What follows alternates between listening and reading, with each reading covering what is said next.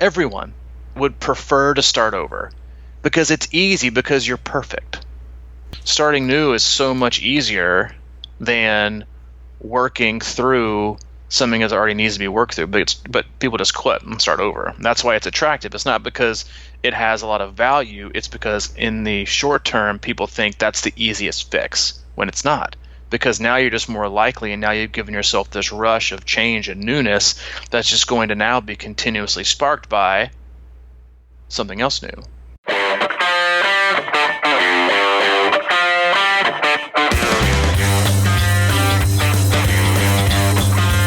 Now, we're ready to roll. Yes, we are ready. Sorry, that was a little bit delayed. My originally scheduled podcast room sounds like they're having like some major construction underneath. So went back, went to the office. But yes, we are here. Happy Monday. Podcast 318. Yep. Seems like everybody's having construction. Yeah, well, you live in Nashville, so there's like you guys are in a constant state of construction. Confluxion. What is that? Does that have a definition? I don't know. Just made it up. Fluctuating construction, yeah. But yeah, much like fluctuating construction, that is also our podcast. If it's your first time listening, we appreciate it. As we just said, this is our 318th, so we have 317 podcasts in the archive. So dig deep, go back to the beginning, pick and choose ones that you think might fit kind of where you are, and subjects and headlines that you think would be most beneficial. But there's a lot of good content in there. We cover all things triathlon and life, how they intersect, and really just try to do the best we can at sharing our experiences as both coaches and athletes. Mike, we'll say early 50s. How about mid 50s? Let's just be honest. Let's be honest. You're mid 50s, but Yeah. you got into sport about 7 years ago. We'll start off with your first 5K, and I think you've done an Ironman every year since. Yeah. And then got into coaching this last year, and I've been racing and participating in triathlons for way too long, way over 10 years, and coaching full-time for the last 3 years. It's my full-time job, and before that for the previous 10. So we really do. We have a lot to talk about, and always kind of have our own personal experiences. We also have the athletes that we work with, their experiences, what they're kind of going through, the good, the bad, the growing pains, the great things. And then also we have a closed Facebook group, which is you can search Crushing Iron Group, and there's also a lot of great insight, and we also get a lot of good content from there. As it kind of always seems that there's generally about kind of 2 to 3 themes that the majority of triathletes kind of go or kind of feeling at the same time of year. So we do use that. And again, we appreciate you tuning in and giving us an hour of your day. Yes, we do. And you have been coaching me that whole time, too. Have I? Yeah, I mean, sort of. I would say definitely for like the first year or two, and then loosely, very flexible with a very tight Mike Torelli theory spin on the majority of the rest. Yeah, well, it's been funny because as I go, obviously the first time you go do something like Ironman and you have a coach, and it helps tremendously.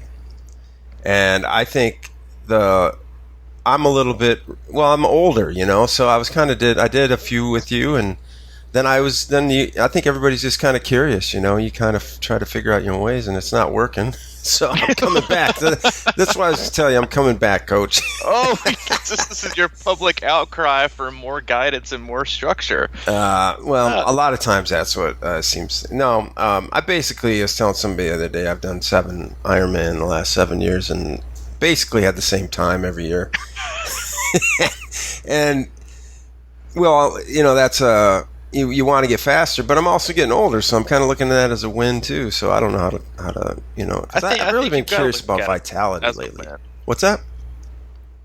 I think you have to be happy with it. I mean, listen, and I do think that's like a common misconception is that like people who like once you hit whatever age that is, like if you want to call it 40, 45, 50, they're like your fastest days are behind you. And I cannot disagree with that enough. I think you just kind of assume that, but if you can, like, just because you were quote unquote this fast, or this was your time 5, 6, 7 years ago, or even a year ago, and that was your period, doesn't mean you were doing things right when you got it. I think there's always room for improvement. There's always ways to figure out ways to get better. I mean, you and I both work with a lot of athletes who are getting older and still getting faster. And just because you were, quote unquote, this fast, or this was your PR time at this point in your life on this course on this day, it definitely doesn't mean there's not room for improvement. I do think the margin for error is much more slim. And I do think you have to get a little more creative in balancing and figuring things out and just trying to eke out minutes here and minutes there. You're probably not going to see gigantic chunks, 45 minutes or an hour off times, but there is a lot to still be gained if you're willing to just not accept that. And that's the other part, is a lot of people are just freely willing to just accept the fact that they're. I think it. I don't want to say it adds an excuse, but I think it removes a certain layer of pressure. In that, well, I'm just getting older, so I don't need to get faster. And again, yes, there is going to be a point in your life to where getting faster and doing the same times, like if you're in your 60s, you were back in your 20s. As long as you were consistent the whole time, this just aren't going to be possible. Yet, I do think that we kind of give ourselves an excuse. Sometimes it's kind of that, well, I am getting older, but age is just a number. And I think if you can approach things correctly and you can do the right things, I still think for most of us, and probably a lot of the people that are listening right now, is that there still is a whole lot of room for improvement if you're willing to accept the fact that you still haven't reached what is your best potential. Yeah, man, you're speaking my language there. I won't accept it. I won't accept the fact that just because you're getting older means you got to slow down. In fact, I lean into it, and that's kind of what I do a lot of times. When I'm not quote unquote thinking about triathlon or training or whatever, I think about vitality a lot, and I explore that. And it's kind of interesting. Last night I don't really think of these things as hacks. I just think of these things as sort of like stuff that has proven to work in some regard. I was watching last night a documentary on water fasting, and it was so fascinating. It was about it was actually Russian and German. It was just kind of down the rabbit hole thing for me, but it was called The Science of Fasting or something, and they had studied all this stuff and why fasting actually can work on a lot of different things like aging and diseases and things like that, is because and really what it boils down to is it puts your body through stressors and it wakes up certain parts of your body to kind of get back into gear and stuff like that. And it's sort of the opposite of modern day life in a lot of ways. And I don't know if this needs to go. We need to be talking about this. I just wanted to bring it up because it's stuff like this that intrigues me, because I do see more and more people kind of vibrant in older age and things like that. And I do believe in it, and I do believe that there's in breath work. I've been doing a lot of breath work and stuff like that, and I just think that stuff's so fascinating, man.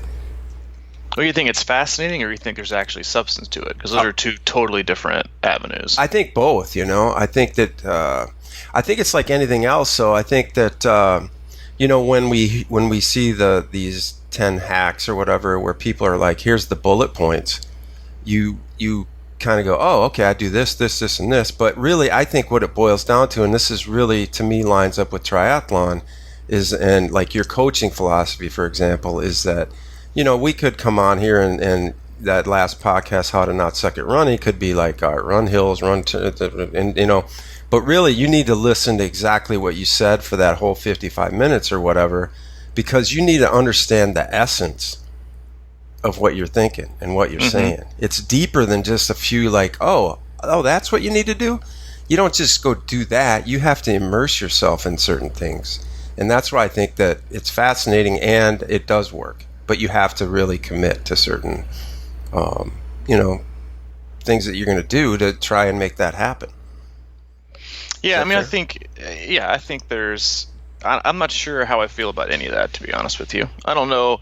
I mean, you and I we're a lot alike, and then when it comes to things like this, you definitely get more fascinated by the more extreme versions, or non-traditional ways of basically everything. And I think there's probably a lot to that. I know a lot of people do kind of tend themselves towards, I have some athletes that do that fast for like 24 hours, like once or twice a month. And that do kind of intermittent fasting. I know that's like intermittent fasting is like one of the newer buzzwords, and kind of trends that people are going through. And so it's I always think it's interesting that we're so alike in a lot of ways, and yet like you did that, and then the article that I read this last weekend that really caught my eye was actually about fasting and chronic weight loss. And a couple of the headliners that I took from it was, one kind of headliner was, inside every one of us is an anorexic and a glutton.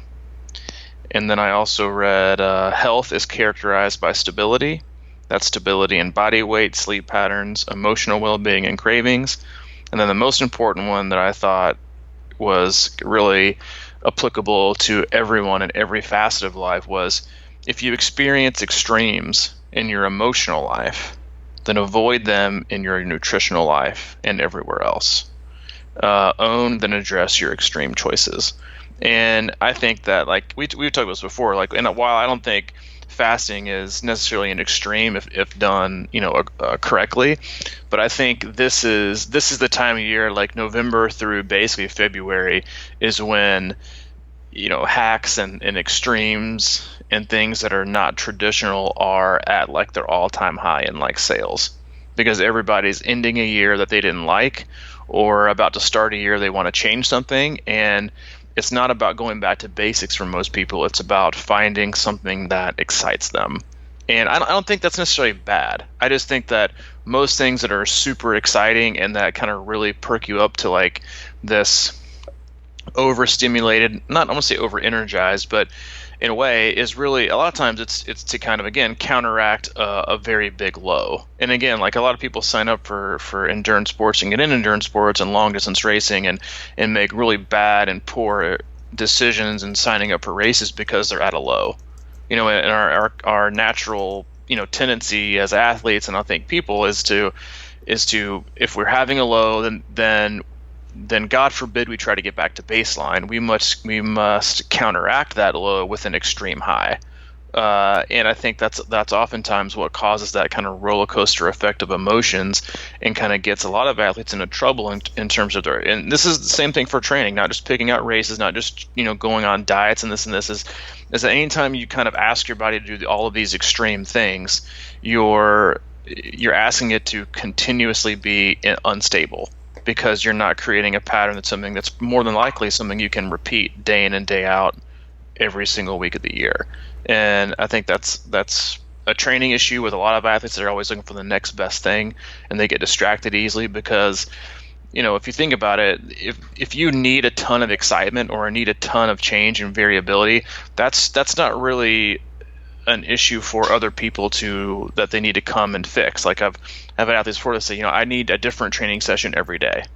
Well, even if it's not good for them, they feel like that's just what they need, even though it's not what's probably best for them, because it's not. And I, said before many times, like, variety is for the weak, but they just feel like they need it, or wanting and needing it, or you're supposed to have it, or they're all different things. So I just think it's an interesting topic, just in terms of, you and I, our training approaches are always the same, but yet the way we go about them is also very different. And you've always kind of lent yourself towards that, maybe letting the outside world in terms of me being the more stingent, non-theorized, grumpy one. Yeah.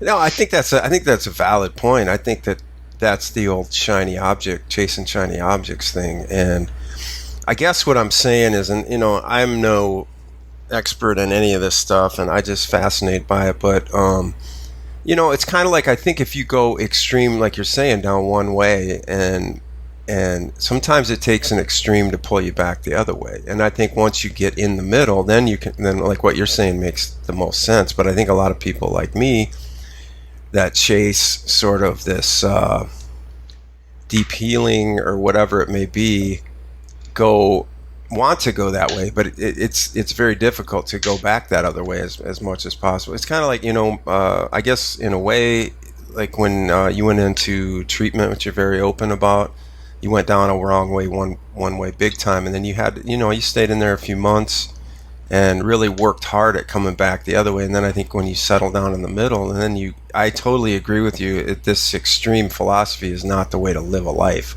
I just think sometimes I want to get deep into the core of what, has gone on throughout my life and sort of heal some of that stuff or whatever. So that's why I think I find myself going down these holes, because I know that there's something in there and I see glimpses of it, and you know what I mean? But I think in reality, the balanced or the, just being consistent lifestyle is the way to go. It's just that sometimes you have to kind of figure out how to get yourself back to the point where that is going to be the best.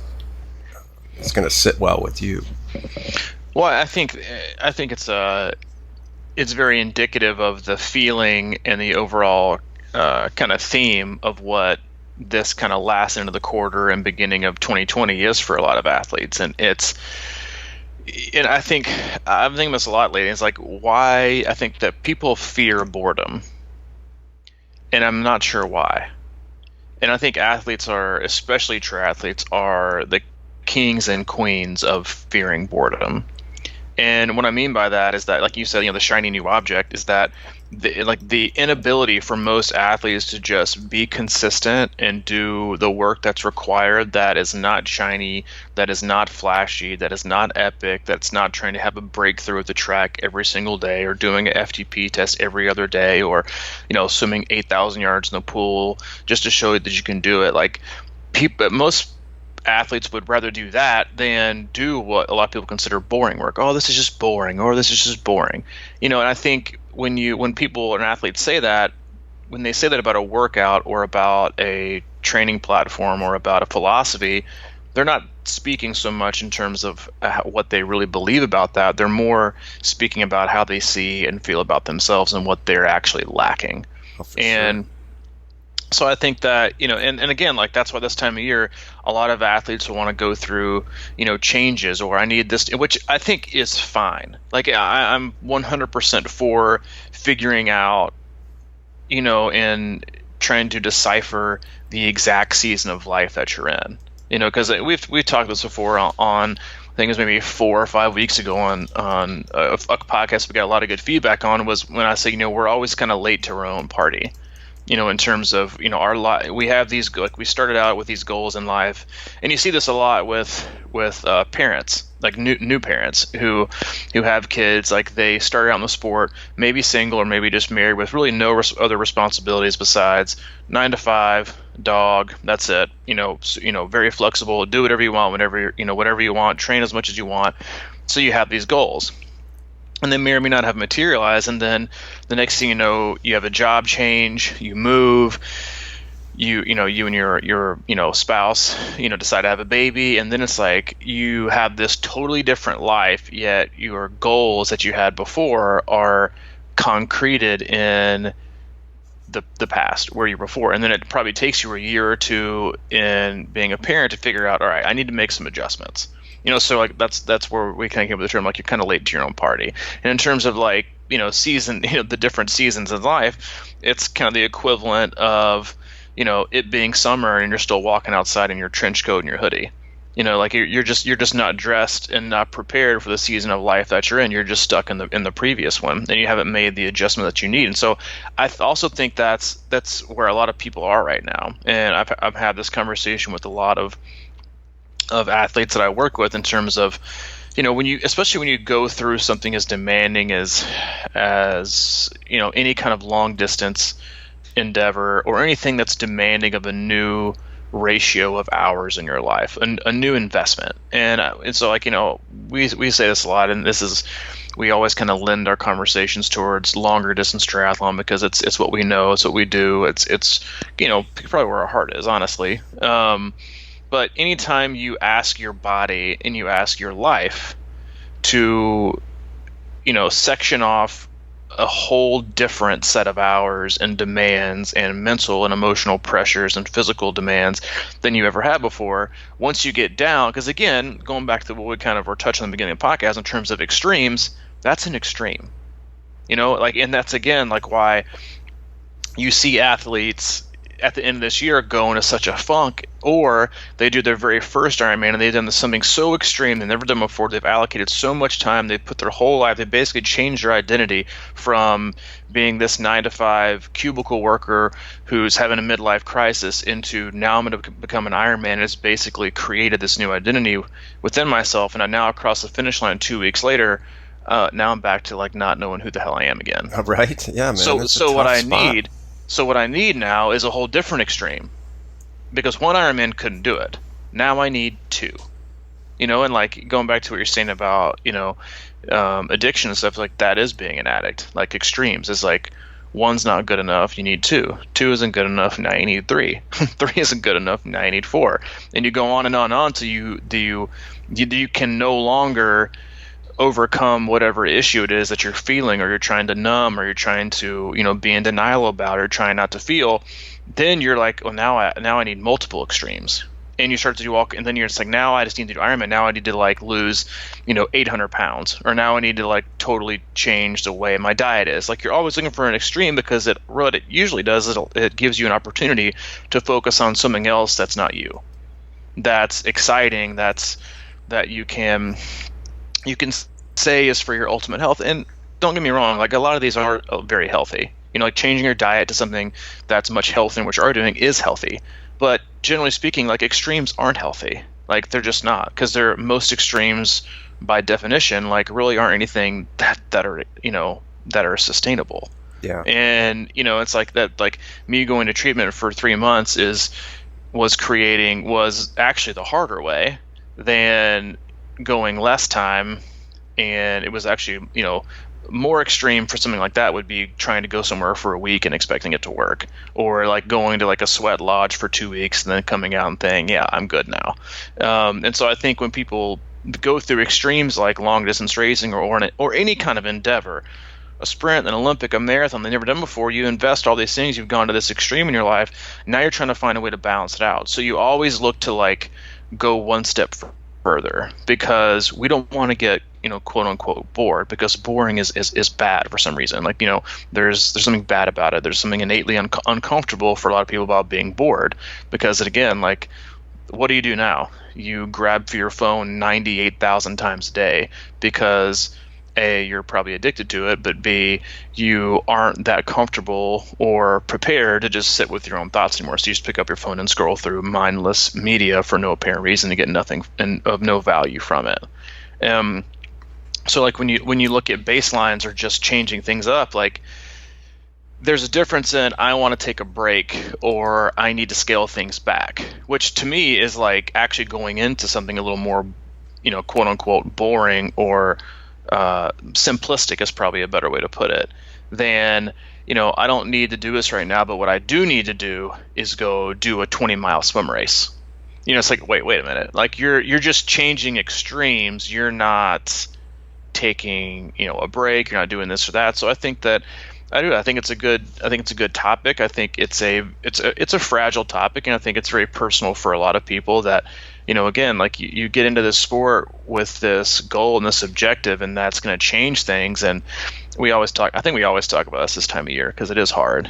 And then when you're so far now removed from your past race, and your next race is again so far away, you're kind of left with the only thing you're always left with, and that's you. And your goals and the specific reason you have them, and your expectations, and that can be an incredibly uncomfortable thing in a place for a lot of people to be, which again is why people then reach for, the Red Solo Cup of registering for 9 races. Yeah, man, I get it. I've been through this whole thing, and I think I'm just, when you talk about coming to an extreme, I agree with that. It's like it's sort of like when I get into my yoga thing or whatever, or if I say I'm going to go to a yoga retreat and fix everything, you know what I mean? Like what what I need to do, or what I understand that I need to do, is just like, I think yoga and I think all this stuff that I talk about, like consistent fasting, whatever, intermittent fasting or whatever it is. I think it probably is good. I mean, I think it's not bad to like give your digestive tract a little break once in a while. Or mainly, it's more about counteracting overeating and stuff like that too. That's the way I think about it. So it's like, but I can't do it in a week. This has to be something to commit to, like a yoga class. I mean, this is like, let me if ask I'm trying you to read.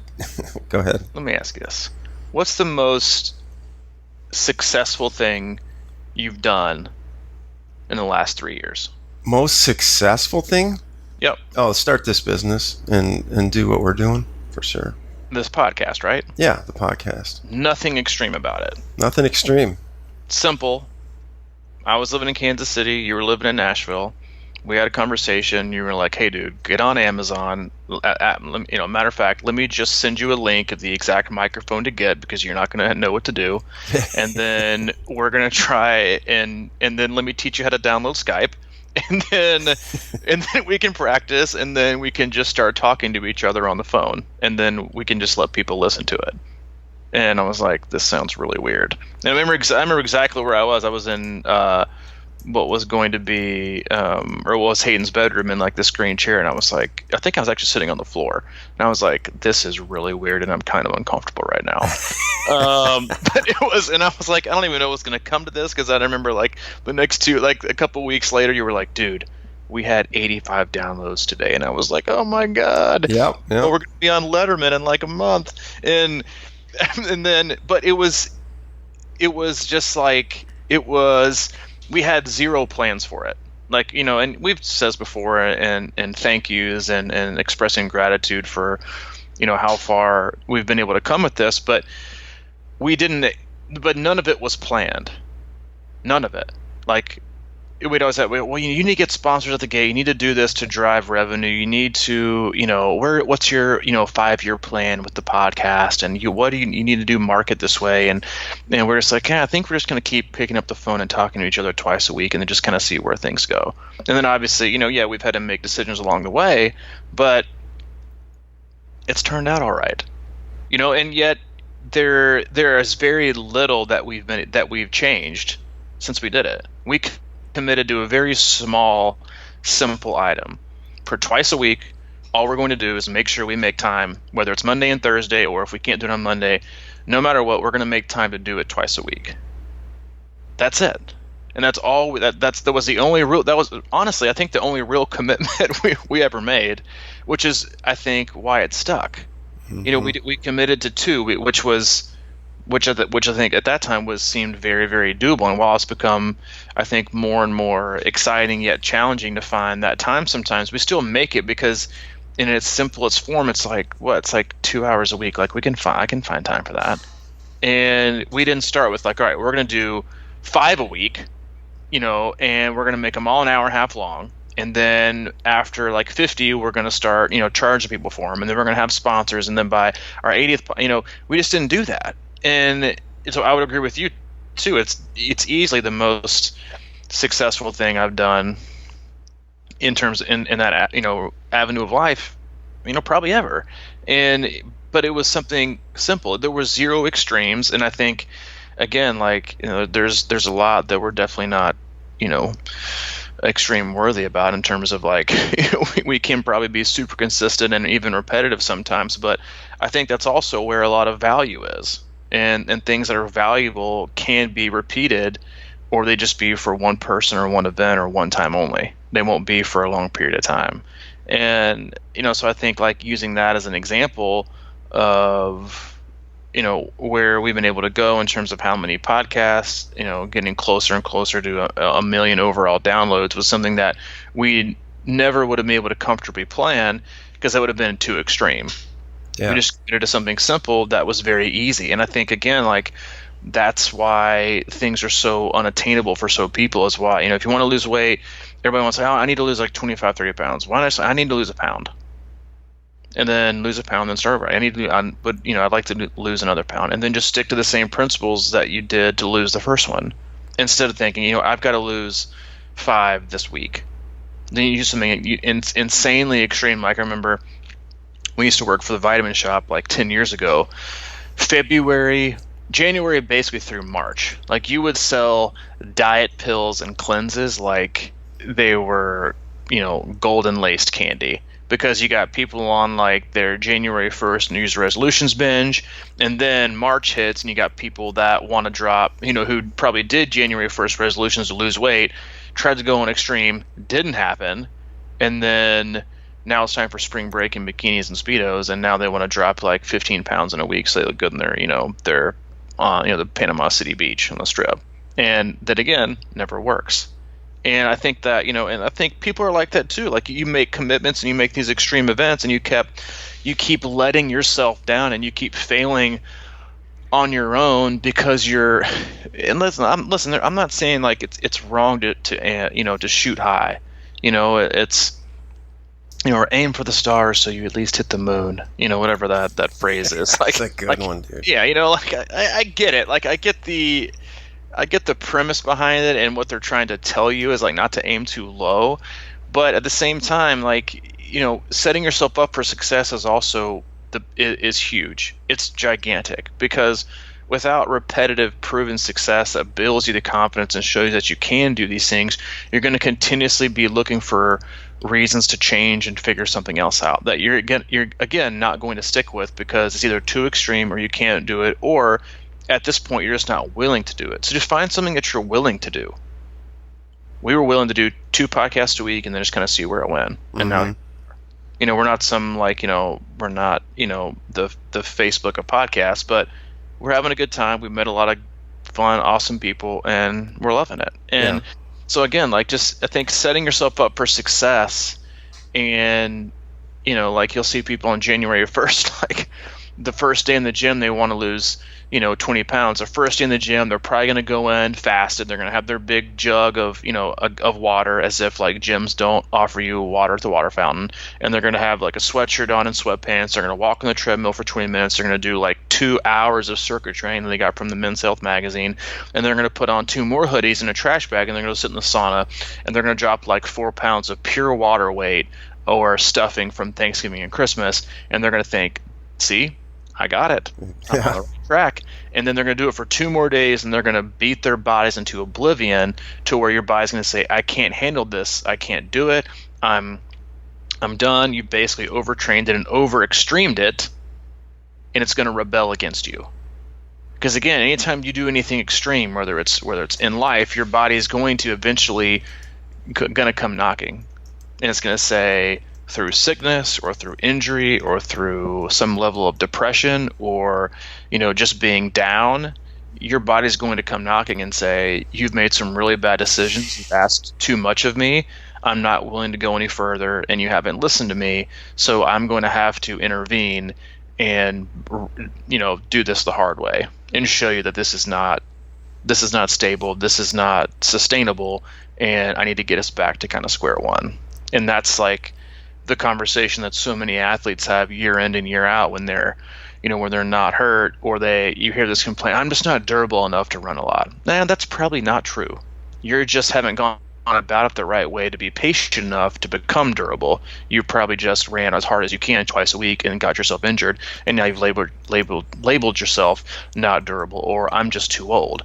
When we can always label ourselves as a result of things we haven't been able to consciously and patiently stick with. Yeah, man, there's so many things going on. Like I know we said it a couple days ago, but again, like what you said about repetition, I think is important. That that is about.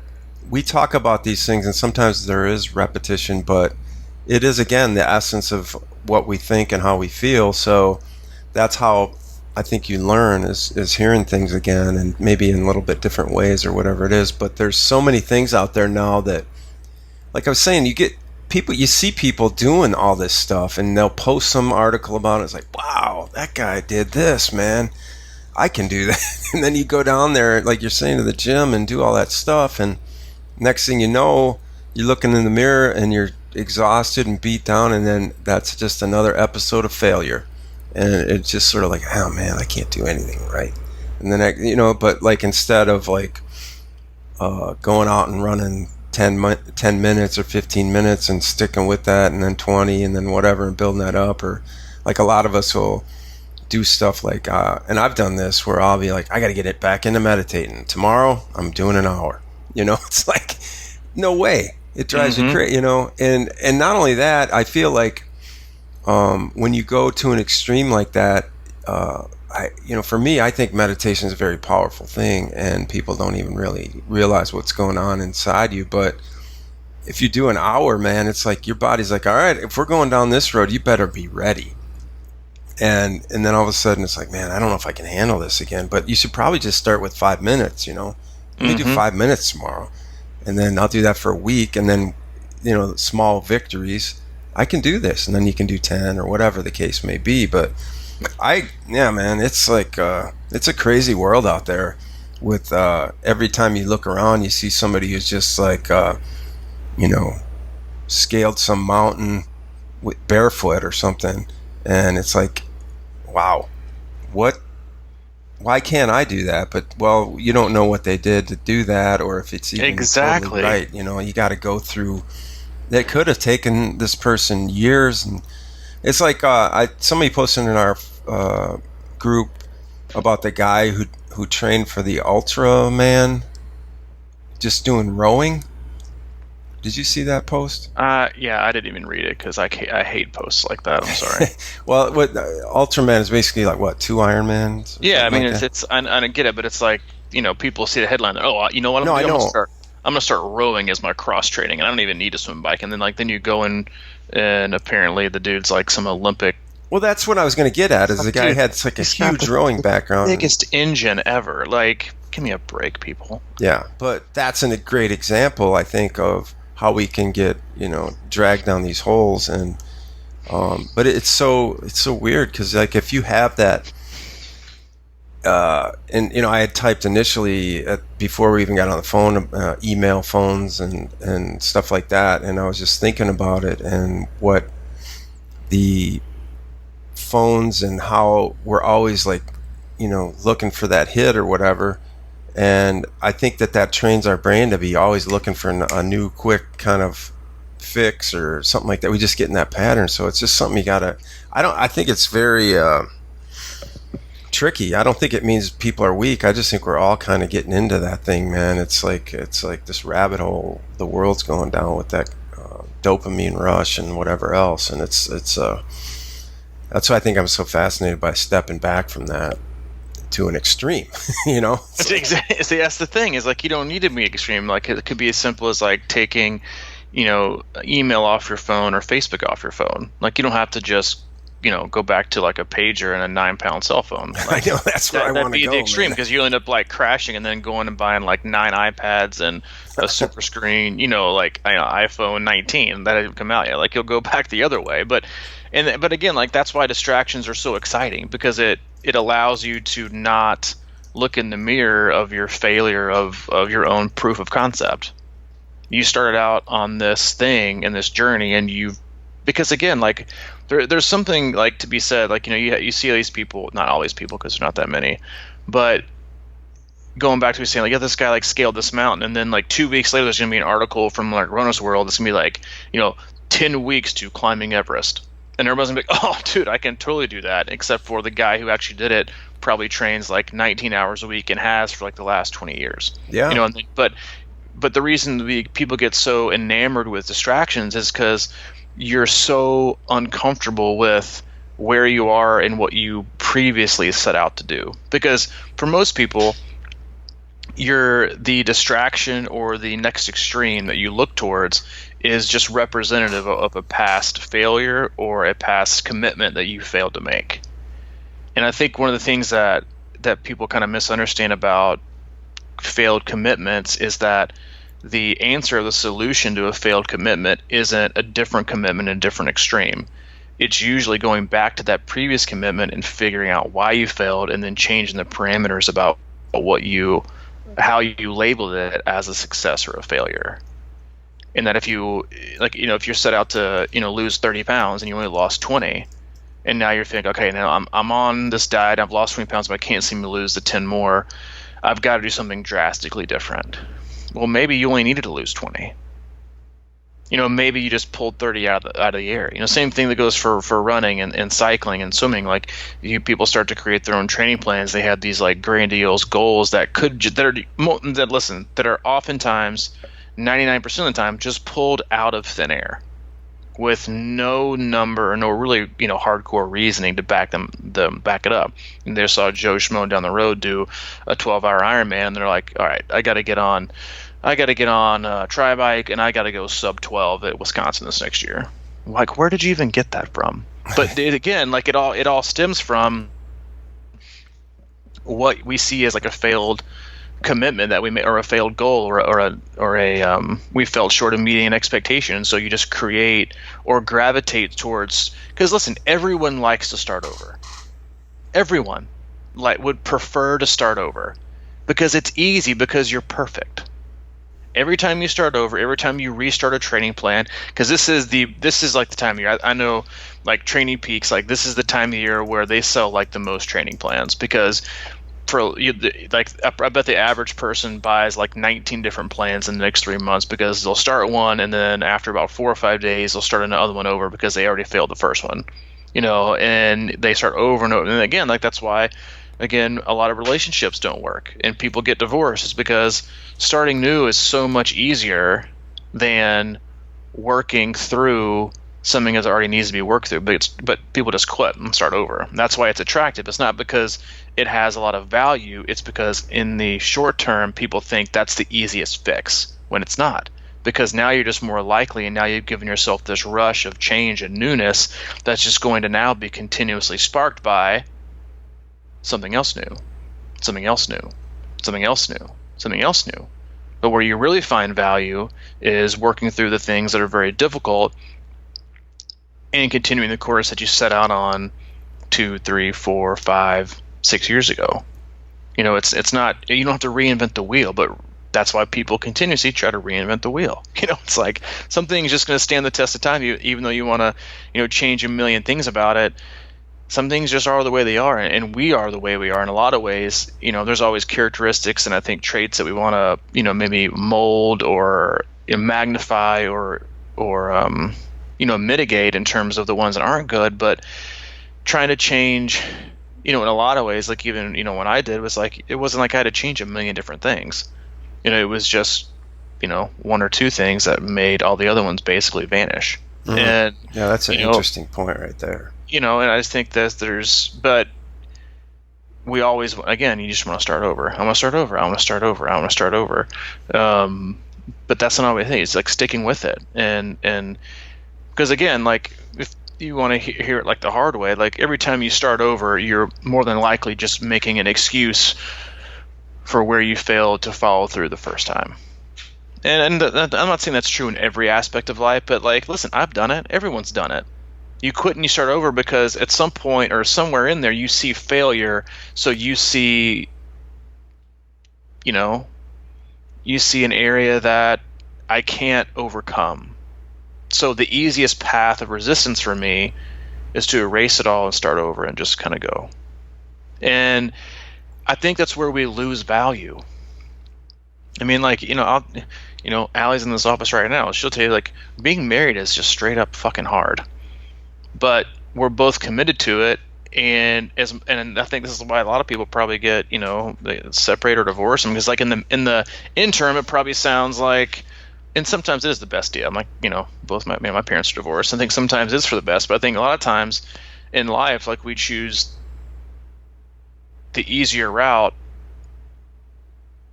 just because it is that. Like, it's because it's not hard, and I think there's just a lot of value to working through things, whether it's being patient and sticking with something and not giving up. Like, there's just so much more value in figuring things out about yourself that's not giving up than it is having things be such a breeze, or starting 19 different training plans, or 19 different diets, or 8 all these different extremes. Like, every time it's like, if you need that much entertainment, you need that much stimulus, and you need to go to those, entertain yourself to that extent. Like, maybe it's time to look in the mirror and ask you why things are that way, and then what areas of life you're probably missing out on because, like, it's supposed to be hard, but we live in a society now that, like, we want to remove as many opportunities for hardship as we possibly can because it's too hard.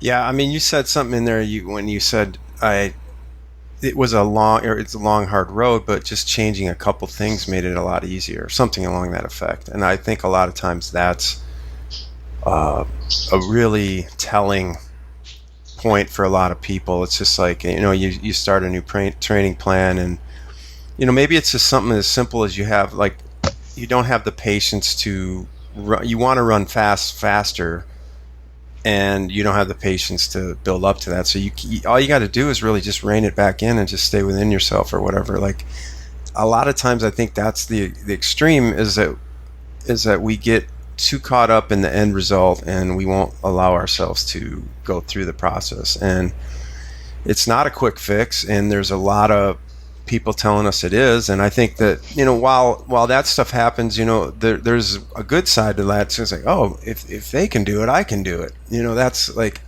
a mentality. And I think that's why we have so many more people doing Ironman now, is because they see their friends and family kind of do it. So, yeah, okay, I can do that, but you can't maybe do it as fast as they did. And that's where the trick comes in. It's like, your life wasn't like theirs, or they had different circumstances that whatever, but you just have to take your time and settle into these things and stick with them. And we just don't have patience anymore.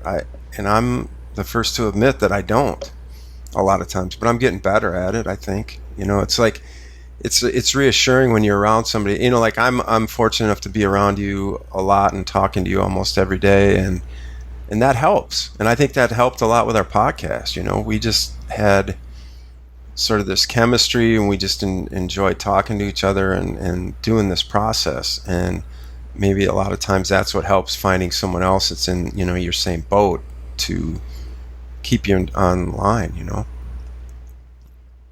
Preach. Yeah. Man, listen, I know it's like none of that's fun to hear. It's not, man. Like, I get it. Like, this isn't like a great sales podcast, or like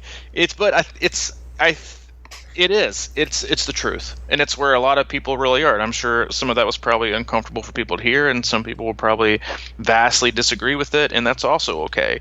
And it's not, again, like, that's not always right in every aspect and every circumstance within everyone in life. Like, I get that, but for a lot of it, it's like people always, got to do it. Fear of missing out. You're going to die someday. And I'm like, yeah, well, always, like, doing something for fear of missing out is what you're probably missing out on the most, is just sticking with the plan you already had and finding out a way to grow and learning from it. Because you can't learn when you constantly change things all the freaking time.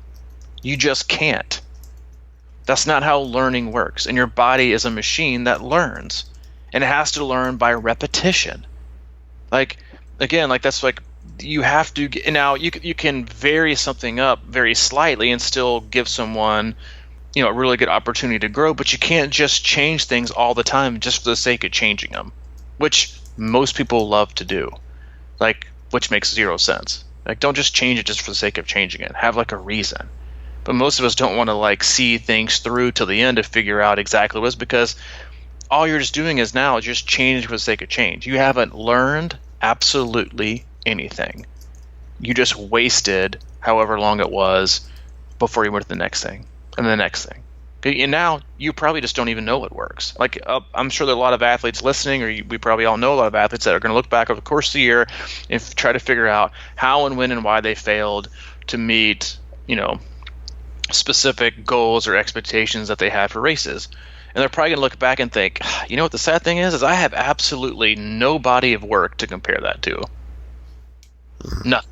Yeah. Because that was probably so inconsistent, or I tried to change things up so much that I really can't look back and really just get any kind of, like, usable information from the whole year, because it's just 19 different extremes. And, and again, like, that's where a lot of people get themselves caught in, is that that's like people's favorite avenue of repetition. is the repetitive nature of finding different extremes. But sticking with one thing and just doing it, like that's where the magic happens. That's how people learn. That's how people develop. That's how people grow. And again, that's what also allows you to have the answer the next time. If you avoid things that are difficult, or you avoid things that are hard, or you avoid things where you think you might fail or that you might not do perfectly, then you're never going to grow to the potential that you could, because you're never going to have an experience that allows you to then go back and apply it in a way that will shape you differently to approach it and make it not a failure, not a shortcoming, or not a non-met expectation the next time. You're just going to continue not doing, and then finding something else that you won't follow through with again. Yeah, that's when it's time for something new. No, I heard somebody say the other day, I thought this was really cool. It's like a lot of us seek pleasure instead of nurture. And I think that's a really interesting way to think about how we approach a lot of things, whether it's, reaching for cookies versus, fueling the body or whatever. And it's definitely a harder route for sure. But simple little things add up to big things. And I use that analogy all the time, like the investing analogy. It's like everybody wants to like hit the market and make $1 million in a year. But it's the people that just keep putting a little bit of money in every day or whatever that end up with the most. And that's the lesson, really. It's like put a little bit in today and you'll end up stronger in the long run. But it's hard to see. It's hard to see. Change. Change is good, but change can also be a terrible idea. Rarely, but sometimes it is. As extremes goes, this has been a non-extreme podcast, as they all have been.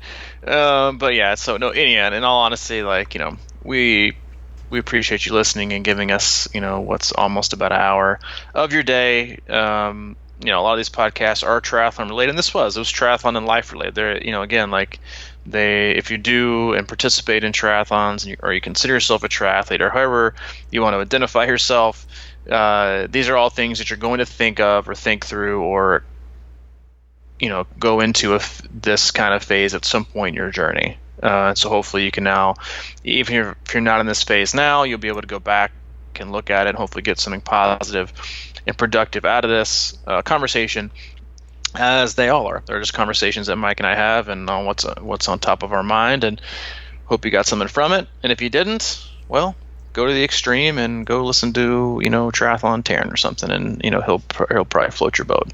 I would like to say, back to the beginning when I said I've done 7 years in a row, and I didn't get any faster per se. But the one thing I want to point out here is that after this year's race, I recovered so fast.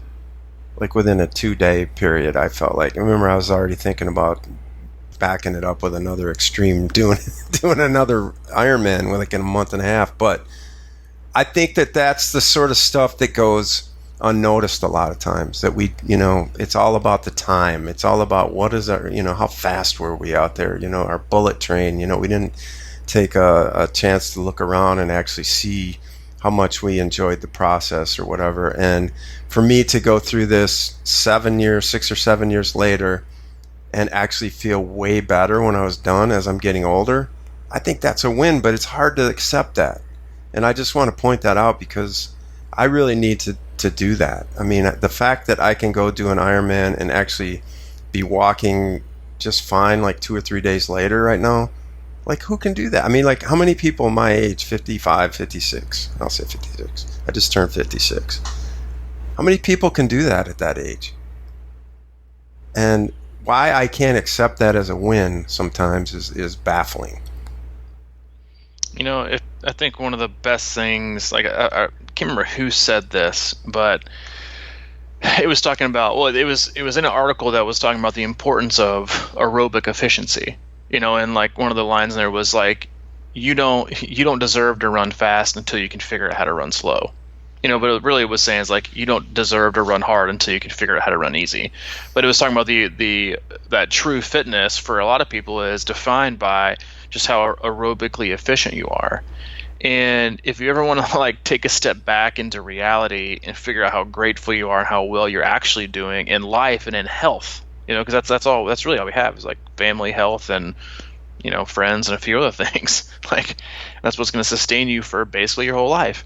Is to just like go walk somewhere on like a Saturday, Sunday outside where other people are and hear how other people breathe. Or go somewhere where there are stairs, or where people have to exert a lot of energy, and you can look around and see people who like can barely play with their kids, or who are huffing and puffing going up and down stairs, or who just like absolutely exhausted and have to rest after walking up a flight of stairs. Like if that doesn't like remind you what you're doing for your health, then in terms of just saying how positive things are, then it's I think it's just a good reminder and something that we often probably take for granted. 100%, man. Sooner or later, the most important thing in your life is going to be your health. No, it always is. So, yeah, there you have it. There you have it. I mean, yeah, it really is one of those things like just step back. It's like we always lean into the new thing or want to do the new thing, but just step back once in a while and say, this is pretty good. I'm doing pretty good. Not bad. So maybe I don't need to make a dramatic change. Exactly. There's a lot to be said for staying the course. Yeah. It's hard. But what wasn't hard was this podcast. Although you may have found it hard to listen to. It wasn't hard for us to show up and do it. But no, in all seriousness, we do it. We appreciate everyone listening and taking the time to tune in, and we hope you did enjoy it. If you haven't been or you want to go back, check out crushingiron.com. It's our one-stop shop, and will soon be our old-stop shop, as Mike is feverishly working on a brand new website that's going to be fantastic. I've seen on the back end, it looks incredible.